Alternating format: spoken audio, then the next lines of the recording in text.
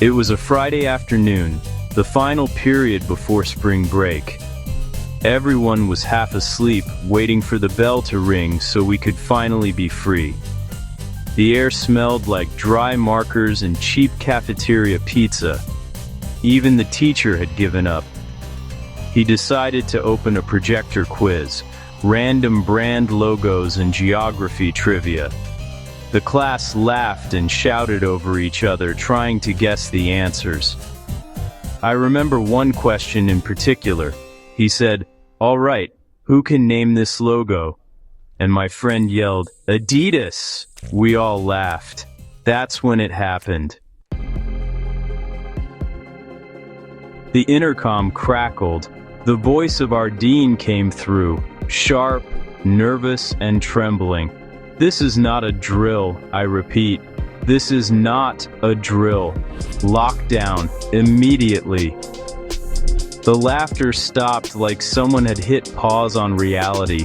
Our teacher froze for half a second, then his face changed. Real fear. He locked the door, shut off the lights, and whispered for everyone to get against the wall. We moved quickly, hearts pounding, the room filled with silent panic. Only the sound of rain tapping on the window broke the stillness. 2 minutes passed, then 3. Suddenly, the buzzing sound from the overhead lights cut out. The school had killed the power. Now it was completely dark. That's when we heard it. At first it was faint, like someone yelling far away. Then the voice grew louder. A man screaming in the hallway, "I'll kill all of you." The words echoed like thunder through the lockers. 2 girls began to cry quietly. Someone whispered, "Oh my God," and our teacher put a finger to his lips. The footsteps got closer, fast, uneven. Then, bang! Something hit the lockers right outside our room. The man was kicking and punching as he screamed. Then, he reached our door. He started pounding on it, shouting, "Open up! Open up!" The sound was so loud it made the floor vibrate. My chest felt like it would explode. One of the crying girls sobbed out loud, and our teacher whispered harshly, "Quiet," and then silence. The footsteps began to fade away. We sat there for 10, maybe 15 minutes, not daring to breathe. Finally, the intercom turned on again. The dean's voice was shaky but calmer. "The intruder has left the building. Stay in lockdown until further notice." Hours later, we learned the truth. A mentally unstable man had entered the school and attacked the front desk secretary. He wasn't armed, at least not at first. But later that evening, a janitor found him sleeping in a storage room near the gym, and sticking out of his jacket pocket was a revolver. By the time the police arrived, he was gone. They never found him.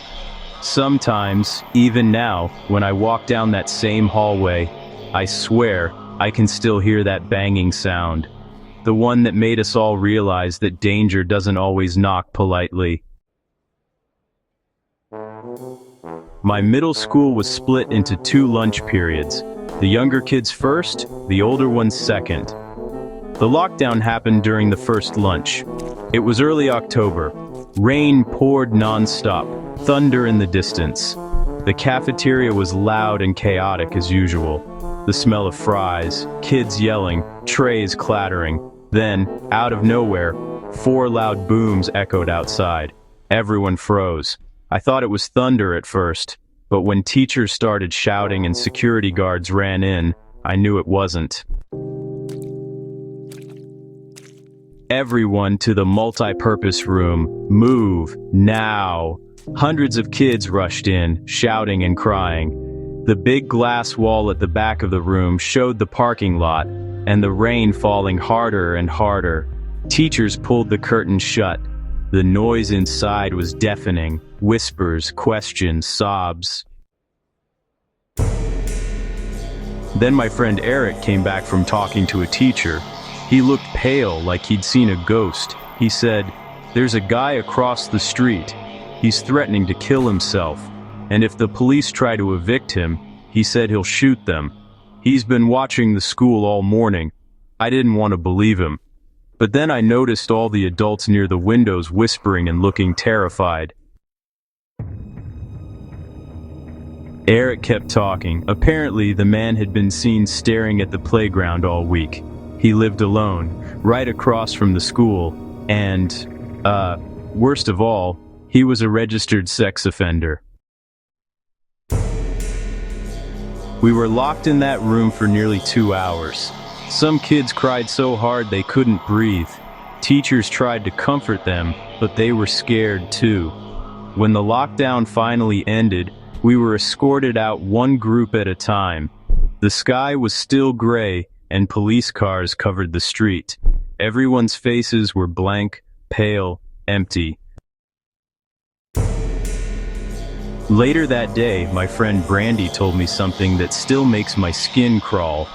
She lived next door to that man, and last Halloween, she had seen him standing in his window. He was cutting his arm with a knife, writing something on the glass with his own blood. "Don't come here, or I'll kill you." Back then, everyone thought it was a Halloween prank, just another crazy decoration. But after that day, we knew it wasn't a joke. It was a warning. Brandy moved away the next month, and every time I pass that street, even years later, I still can't look at that house. Because sometimes the monsters don't hide in the dark. They stare right at you from across the street. After graduating college, I went back to work at my old high school. It was weird at first, walking through the same hallways, but now as an employee, I got a small office in the basement, surrounded by computer servers and storage boxes. It was quiet, cool, and isolated. Too isolated. There was no actual door, just a big open entrance. The basement door upstairs didn't lock either. I used to joke that if someone ever broke in, I'd be the first one gone. One afternoon around lunch, I was sitting at my desk eating a sandwich. Then my phone rang.